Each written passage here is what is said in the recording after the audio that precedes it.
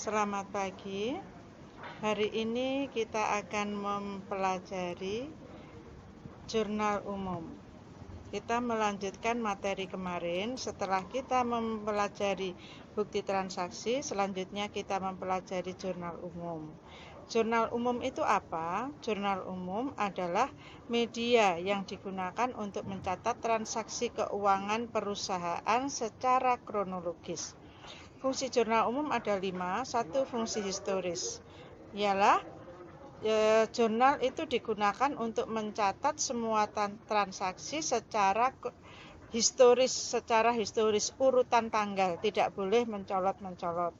Yang kedua, fungsi pencatatan, yaitu jurnal umum ini digunakan untuk mencatat semua transaksi yang terjadi di perusahaan. Ketiga, fungsi analisis, yaitu untuk mencatat di jurnal umum ini harus melakukan analisis dulu. Akun apa yang harus didebet, akun apa yang harus dikredit. Yang keempat, fungsi instruktif. Di dalam jurnal umum itu mengandung instruksi bahwa semua yang dicatat di jurnal umum harus dipindah bukukan ke buku besar. Kelima, fungsi informatif, yaitu dalam jurnal umum ini kita mempunyai atau bisa mengetahui informasi apa saja yang telah terjadi di dalam perusahaan, transaksi-transaksi apa saja. Yang ketiga adalah mencatat transaksi ke jurnal umum. Untuk mencatat transaksi ke jurnal umum itu dasarnya adalah ini, bukti transaksi. Ya, bukti transaksi. Jadi, berdasarkan bukti transaksi ini kita akan mencatat ke jurnal umum. Langkahnya bagaimana? Yang pertama adalah bukti transaksi yang kita miliki ini dianalisis dulu. Seperti ini contohnya kita punya nota. Nah, kita punya nota, ini pembelian jarum, benang, resleting ya. Nah, kita analisis telah terjadi transaksi pembelian macam-macam perlengkapan jahit secara tunai, karena nota berarti tunai, sebesar 905.000. Pengaruhnya bagaimana? Harta berupa kas berkurang dan harta berupa perlengkapan jahit bertambah, masing-masing 905.000. Kemudian yang kedua adalah kita padukan dengan ketentuan debit kredit. Nah, ketentuan debit kredit ini adalah harta itu jika bertambah harus dicatat di debit. Jika berkurang harus dicatat di kredit. Saldo normalnya adalah debit. Utang bertambah dicatat di kredit, berkurang di debit, saldo normalnya kredit. Modal jika bertambah harus dicatat di kredit, berkurang di debit, saldo normalnya di kredit. Pendapatan bertambah dicatat di kredit, berkurang di debit, saldo normalnya di kredit. Beban-beban jika bertambah harus dicatat di debit, berkurang di kredit, saldo normalnya di debit. Nah, sekarang untuk memudahkan ya, urutannya ini jangan dirubah. 1, harta, utang, modal, pendapatan, beban. Dari depan atas sendiri DKD, bawah DKD, tengah semua KDK, KDK, KDK. Jadi kalian harus hafal untuk ketentuan debit kredit ini. Nah, sekarang kita memadukan. Dari analisa tadi kita padukan dengan ketentuan debit kredit. Tadi harta berupa kas berkurang. Kita lihat di sini, harta berkurang berarti harus dikredit. Terus kemudian harta berupa perlengkapan jahit. Di sini perlengkapan jahit bertambah. Kita lihat harta bertambah berarti harus dicatat di debit.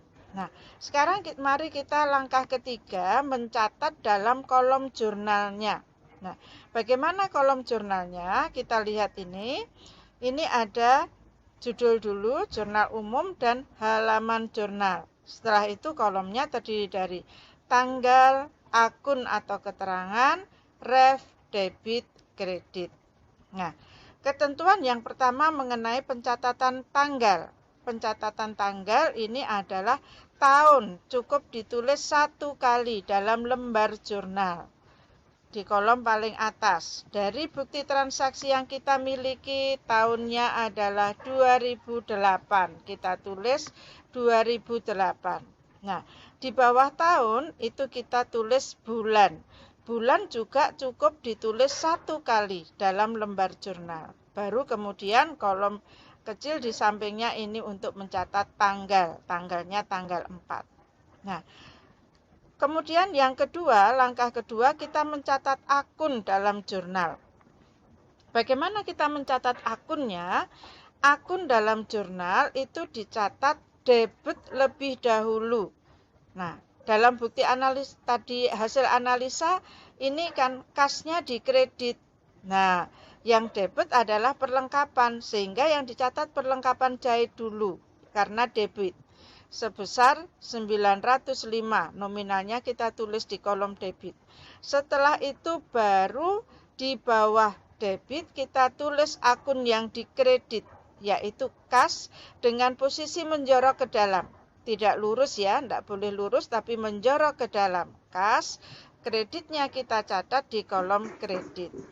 Nah, kemudian kita tulis keterangan transaksi. Kolom ini untuk mencatat akun dan keterangan. Jadi keterangannya kita tulis di sini, yaitu pembelian perlengkapan secara tunai. Nah, ini adalah contoh bagaimana kita mencatat transaksi ke dalam jurnal umum. Nah, sekarang kita lanjutkan latihan. Pada buku-buku yang kalian miliki, umumnya transaksi itu tidak berbentuk bukti transaksi, tetapi berbentuk uraian transaksi seperti ini. Nah, sehingga kita membuat contoh ini. Berikut transaksi yang terjadi pada konveksi modis pada bulan Juli 2020. Tanggal transaksinya ini, kita contohkan ini beberapa transaksi saja. Mari kita coba untuk bagaimana kita membuat jurnalnya. Tanggal 1. Ini setelah lulus dari SMK, ini mendirikan usaha jahit dengan uang tunai 2 juta, peralatan jahit 3 juta sebagai modal awal. Analisanya dulu adalah berarti harta kita berupa peralatan bertambah, harta kita berupa kas bertambah, modal bertambah. Nah, sekarang kita padukan dengan ketentuan debit kredit tadi, maka harta bertambah harus dicatat di debit, modal bertambah dicatat di kredit. Berarti langsung kita masukkan ke kolom jurnalnya. Ya, tanggalnya dulu 2020 Juli tanggal 1. Yang di debit dulu adalah kas 2 juta, peralatan jahit 3 juta. Terus yang di kredit posisinya menjorok, di bawahnya debit, modal Anita kredit 5 juta. Setelah itu kita lengkapi dengan keterangan transaksi. Nah, berikutnya adalah kemudian yang tanggal 3 dibeli macam-macam perlengkapan jahit secara tunai.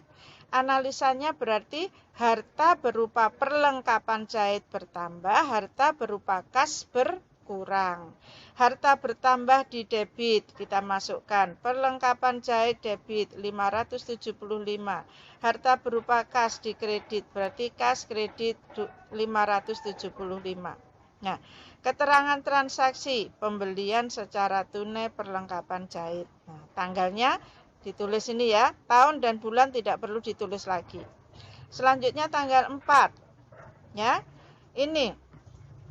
Ini mengiklankan di radio, biayanya 400.000. Berarti analisanya kas berkurang 400.000 dan ini ada beban iklan bertambah 400.000. Nah, tadi di analisa debit kredit tadi, beban kalau bertambah di debit, kemudian harta berupa kas berkurang di kredit. Nah, berarti beban iklan di debit 400.000, kas di kredit, di bawahnya menjorok 400.000. Keterangannya ditulis pembayaran iklan. Nah, selanjutnya tanggal 6, tanggal 7, saya yakin kalian semua bisa. Ya, silahkan nanti dilanjutkan. Selamat belajar.